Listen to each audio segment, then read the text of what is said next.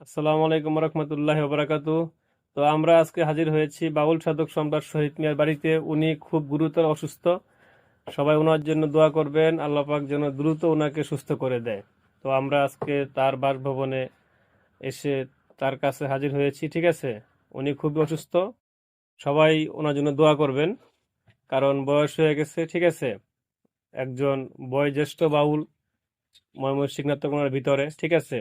বাউল সাধক সম্রাট শহীদ মিয়া দীর্ঘদিন যাবৎ উনি অসুখে ভুগতাছেন, ঠিক আছে। তো সবাই দোয়া করবেন তার জন্য, আল্লাহ পাক ওনাকে যেন সুস্থ করে দেয়, ঠিক আছে। সবাই ওনার জন্য দোয়া করবেন, ঠিক আছে। উনি আগের মতন যেন আবার সুস্থ হয়ে আমাদের মাঝখানে যেন আবার ঠিক মতন কথা বলতে পারে। তো বাউল সাধক সম্রাট শহীদ মিয়াকে দেখার জন্য তার সুযোগ্য ছাত্র বাউল দিলওয়ার পাগলা উনিও এসে হাজির হয়েছেন, ঠিক আছে। সবাই আমার ওস্তাদের জন্য দোয়া করবেন যাতে ভালো হইতে পারে।